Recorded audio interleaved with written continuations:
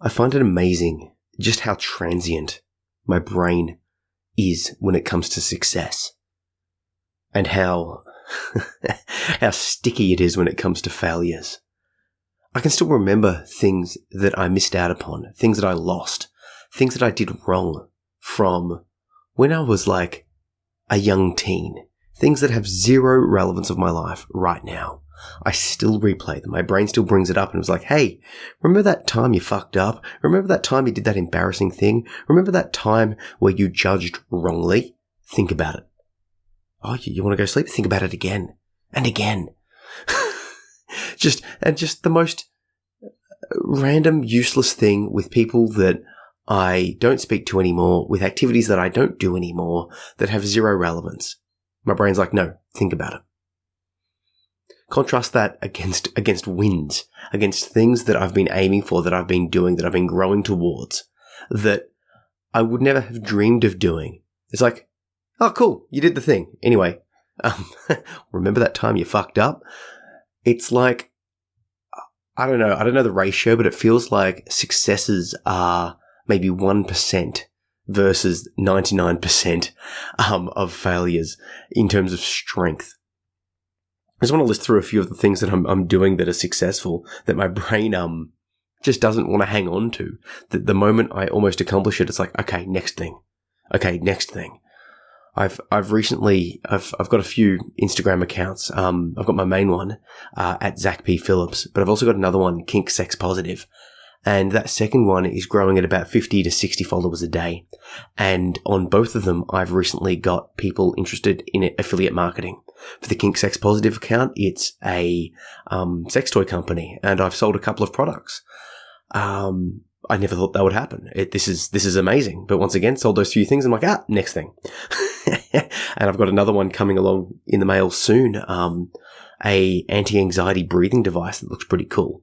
So it's sort of like those two things are kicking off. I've been releasing books. I've got sales. I've got clients signing up for my personal coaching, one-on-one video coaching or the unlimited voice and text option coaching. But once again, it's like, oh, that's a success. And anyway, on to the next thing. Like, or that's a success. It's a little success, but what about all of these other deeper successes? What about these things that you could do more? Like, that's cute, but that's not exactly where you need to be. It's like my brain doesn't settle. It doesn't rest. It just wants to always do more and focus on the negative. For those that are following me on my Instagram account, you'll notice that I've been counting calories. I committed to counting calories until the end of the year. And every day up until yesterday, I was quote unquote successful. I was able to be just over or just under my calorie intake. My goal is to sort of teach myself when I'm feeling full or when I'm feeling empty, because I struggle with the mind-body connection. However, yesterday I had a rough day. I've been quite busy at work. For various reasons, the work that I do, disability support work, this is what I do in addition to the online stuff. It's sort of like the mainstay until I can, build up a big enough things online and sort of take over from it. I do disability support. I work in the home with a person that's has struggles, and I help them out. But for various reasons, I've had to do double, if not triple shifts recently. It's been quite a lot of work. Now I get paid well and I enjoy the work. It's great. But it's a lot. And it's made me feel certain ways, and that's become quite overwhelming. So that's caused me to feel a bit overwhelmed, and combined with a bunch of other stuff in my mind and in my brain and in my life at the moment, that caused me to have a little bit of a meltdown and eat to fail. I binged. I ate a bunch of chocolate. I felt like crap. I knew I shouldn't, but I still did. I ate maybe 50 to 60% more calories than I needed in the day. I just couldn't help myself. Or I could help myself, but I chose not to. It's hard, it's hard to sort of navigate that squirrely little thing of if it's a choice or not, because it sort of is and it sort of isn't. I've talked about it before, but there's things going on down that path that it's sort of hard to know. Regardless, I failed. But I know one of the things that I sort of advocate is using logic to beat emotion and emotion to beat over logicality. So, not that that's a word.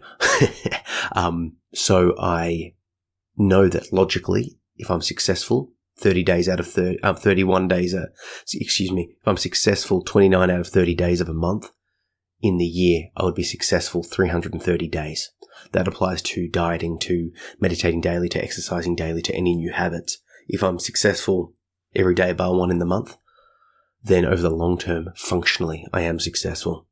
That said, it's hard not to put it back on myself and go, oh, you failure. It's hard not to, but logically I know that if I think about the long term, I'm good. It's funny, as I'm talking about this right now, I can feel the bipolar in my voice, the mania, the feeling of like over the topness in my voice. And it becomes quite hard to just realize that and slow it down and navigate that space, because it is who I am at the moment. And I want to be able to relax, but I struggle. I struggle to just sit and do nothing. I always feel like I have to be stepping towards something, winning, attaining something, growing. I can't just relax. I need to be reading to relax, reading something beneficial to my mind. I could chill, but what's the point of chill when I could chill doing something that would develop me in some capacity? But then I'm like, am I being silly about this? Because, no matter what you're doing, even if it is resting for resting's sake, that is still helping you to grow. That is still helping me to heal, because I need that rest to be able to do everything else I'm doing. Then I step back even further and I'm like, okay, what's the driving cause here? Why do I feel the need? To feel the need to do this sort of stuff. And I'm like, okay, well, because I saw the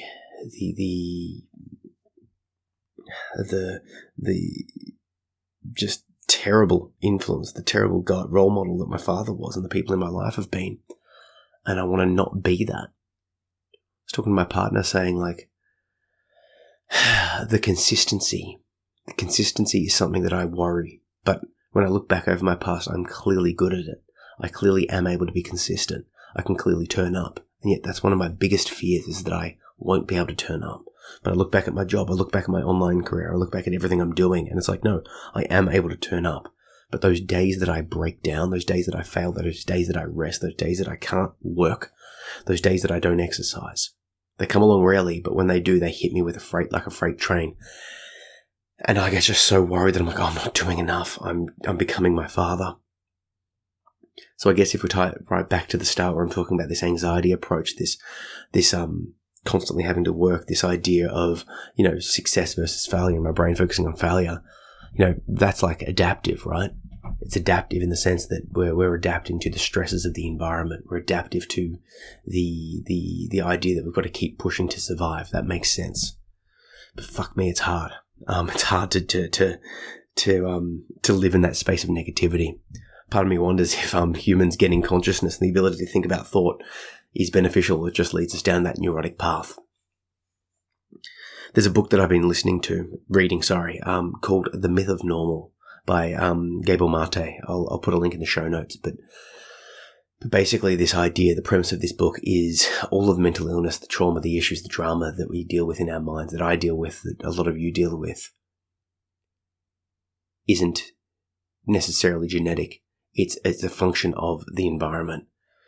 He sort of breaks down every aspect of our life, from the social media to the healthcare, to pregnancy, to parenting styles, to addictions, to capitalism. Every aspect, the mega societies, and just sort of is breaking down how all of these things are contributing and are not normal. And if we are not living in what should be a normal state, no wonder we would be stressed. If you take an animal out of its normal environment and put it into an environment that it's not supposed to be in, it will freak out, it will struggle, and it will most likely die. But humans are very good at adapting, maybe even too good. We're so good at adapting that we can just sort of put a baby into a modern society in like the West, and it will grow. You put that same baby into a tribal society and it will grow and quote unquote thrive. Put that baby into a tribe of Inuits. Put that baby into a tribe in sub-Saharan Africa. Like that same baby can thrive anywhere, sort of. But what we've got now, this mega society that we're in, the interconnectivity, the tech, the availability of a variety of different things that we've got going, isn't necessarily good. And I just wonder if there's something going on there that we need to address and deal with and process. Maybe things aren't quite as good as they could be. And that's causing us to have neuroses, depression, suicidality, anxiety, all of the stuff that I'm dealing with. I just wonder. So, yeah.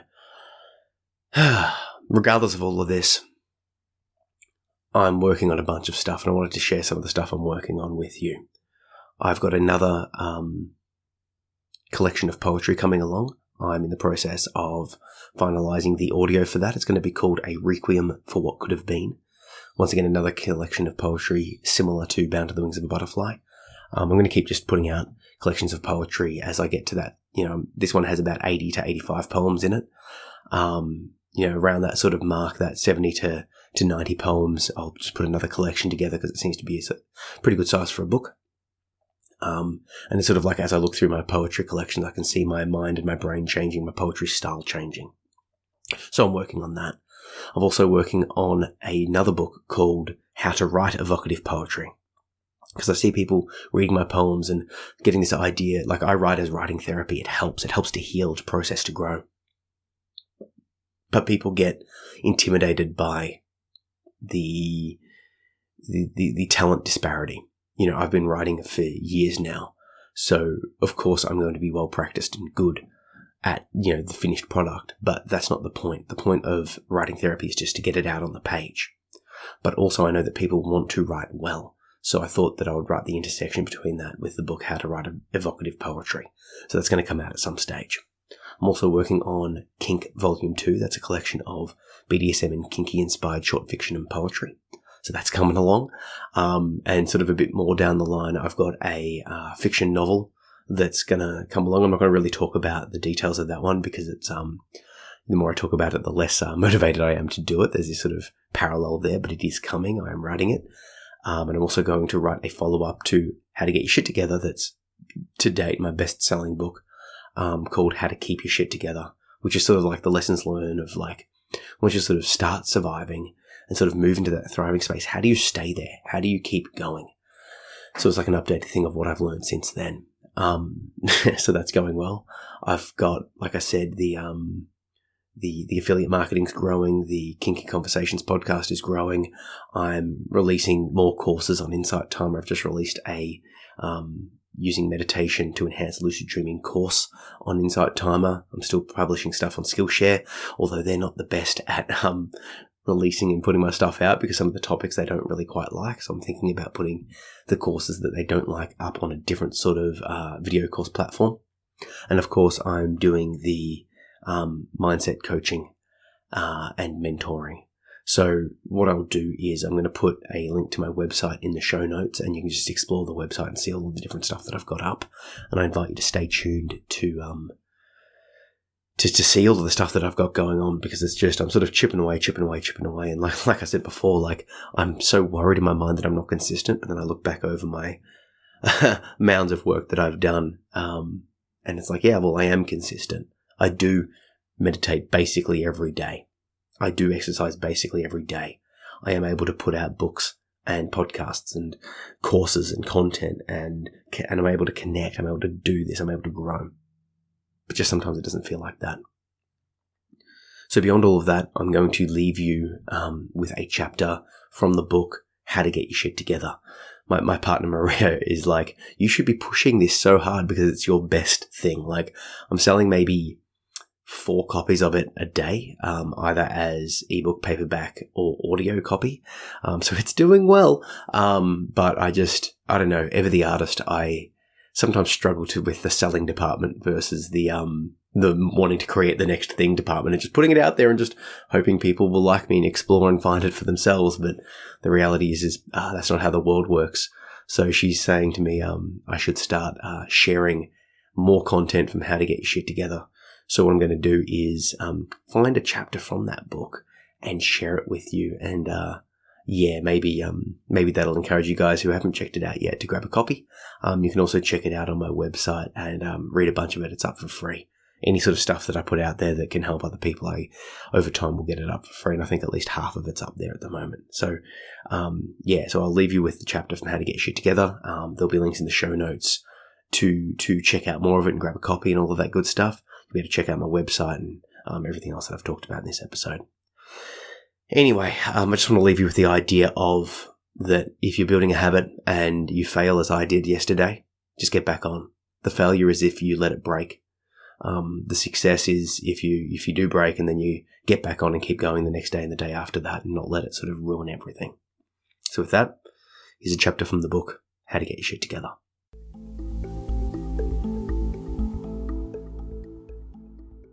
Chapter 6.2.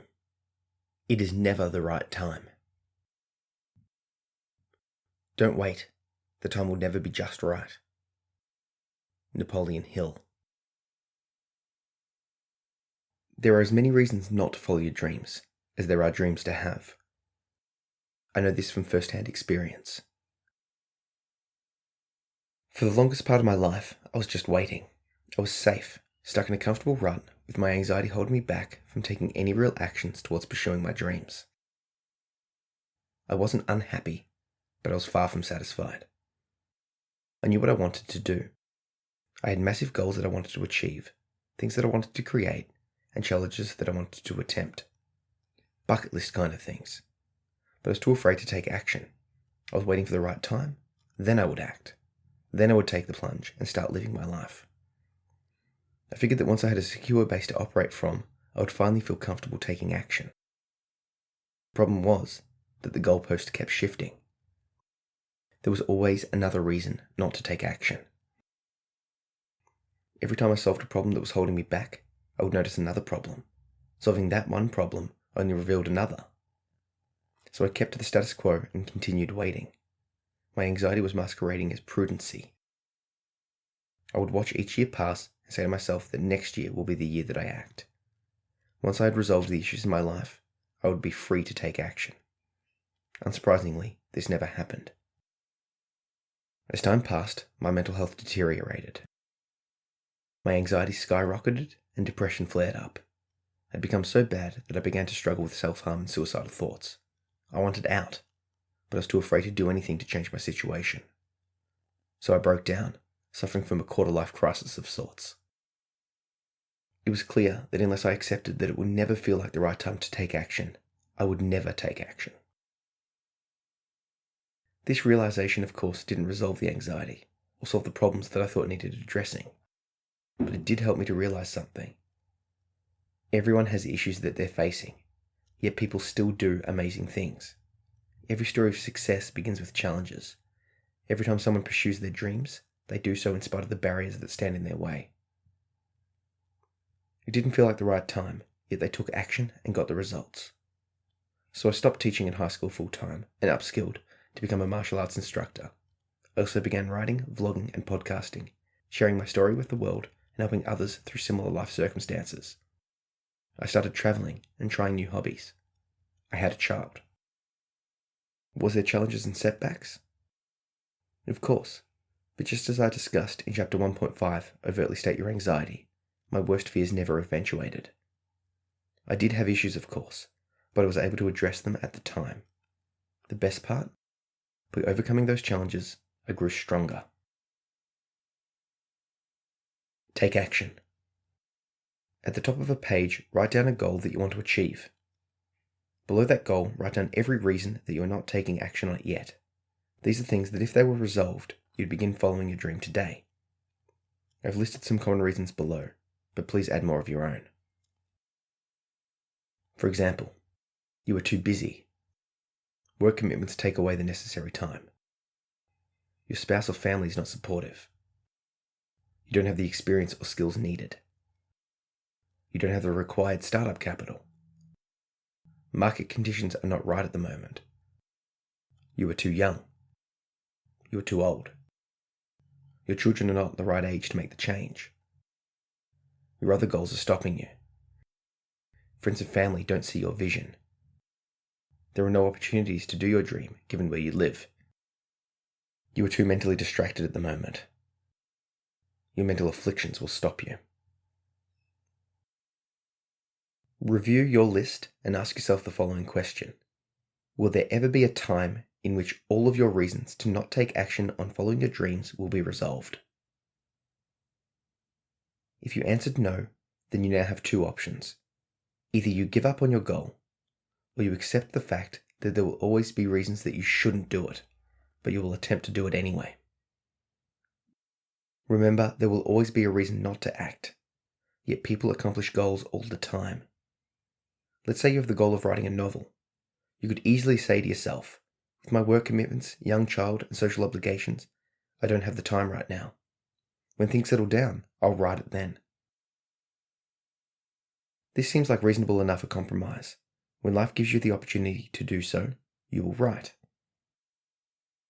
Unfortunately, if you would just accept this line of reasoning, the chances of you actually writing that novel is slim to none. You will never have the time unless you make it. Work will always demand a certain amount of your time, which will only increase with experience and position. You will always have the family commitments and obligations taking up your holiday time. The same life obligations that have taken up your time now will continue to take up your time into the future. You will most likely defer writing the novel until you are retired or on long service leave. This may work, but it likely won't. By then, there will be other time sinks, obligations, and commitments that could potentially take your time. Besides, the idea may go stale if you don't act upon it. You will have missed your opportunity. Long story short, you'll never feel like you have the time to write the novel. When you acknowledge that there will always be a reason not to act, yet commit to acting anyway, amazing things will happen. It won't happen overnight, but it will if you make it happen. The following take action will help you take your first steps towards your life goals. Take action. Revisit your goal from the first take action prior. Write down the small step that you could take today towards pursuing that goal. It doesn't matter how small this would be compared to actually accomplishing the entire goal. Put this book down and actually do that small step. Ignore the voice that is popping you up, telling you why you shouldn't take this action. Where has that voice gotten you in the past? Seriously, what are you waiting for? Go and do it. Right now. Repeat this process daily, doing a small step towards your goal until you have accomplished it. I realize that the advice in this chapter is literally akin to just do it. But realistically, what more can I say? Unless you take the steps to do it, it will never get done. How important are your dreams to you? Problems and solutions. Problem: I don't have enough time. Solution: spend less time socializing, watching TV, or on your hobbies. Consider changing jobs and cutting time-sinking activities and people. Problem: I can't afford to change jobs. Solution: can you downsize your life in any way? Do you need so many rooms in the house? Do you need such a new car? Can you remove some subscription services? Do you need to go out to eat so often? Do you need all of that latest technology? Problem: my friends and family don't support me. Solution: most people don't believe in something until it's been done. Unfortunately, you may have to take action despite the negative attitude towards your goal. Often, the people close to us can be the biggest haters and naysayers out there. They do this out of love. They can only see the potential downside. They don't have your vision or your dream. Thus, they will advise caution. Take action anyway. Problem: I'm too old. Solution: you are not getting any younger. Take action now. Because if the goal is time-based, it will only get harder as time goes on. Problem: I'm too mentally distracted. Solution: close the mental tabs and reconsider. Often we find ourselves with many projects all going at once. Unfortunately, this can have the effect of overwhelming us into stagnation. Take daily actions to finish off any outstanding tasks. Do your taxes, make the phone call, complete the repairs, do the shopping, and make the needed inquiries. Problem: family commitments are stopping me. Solution: self-sacrifice is not necessarily the best solution to parenthood. You're modeling behaviors that your children will adopt for themselves. Do you want them to take risks to follow their dreams? If so, model that behavior. Note that I'm not by any means saying that you should drop everything and just go. You most definitely need to plan and work out your direction. Rather, I'm wanting you to overcome your mental barriers that are presented as practical problems. Dealing with actual problems. There will of course be actual roadblocks that will be necessary to overcome to accomplish your dreams. Some things will just have to happen before other things can. However, you can still take action towards your goal.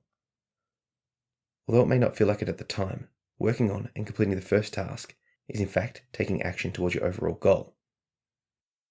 If you need to work more to save up money for a holiday, get working. If you need to get a degree to attain your dream job, get studying. If you need to increase fitness to win the competition, get in the gym. Just don't let the preliminary hurdles stop you from taking action. Frequently asked questions. I know that I should take action, and not taking action is making me slip further and further into depression. Despite this, I'm still afraid to take the plunge and risk it all. Rarely will a change cause you to risk it all. Often things can return to normal, provided you are willing to eat humble pie, apologize, and not burn bridges. True, depending on the changes that you want to make, there will be some risks involved, and that can be scary. But what is the alternative? Your goals won't just vanish. In 1 year, or 5, or 10, you will still be wanting to make the changes and still be afraid to do so. Eventually, something will have to give. You will either decide to take action, or inaction will cause you to fall further into depression. Only this time, you will have the added impact of knowing that you waited years before acting.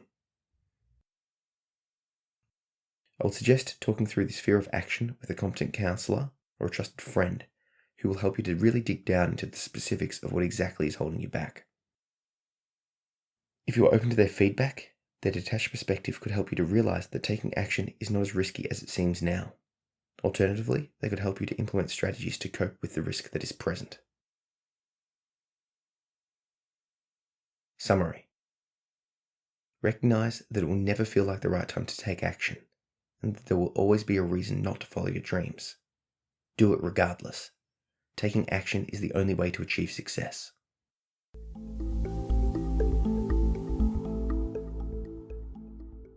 Okay, so that was a chapter from the book, How to Get Your Shit Together. You can grab a copy of the book as a paperback, ebook, and audiobook. I'll put a link down below in the show notes. And you can also check out the rest of the book that I've got up for free on my website at zachary-phillips.com. Have a great day.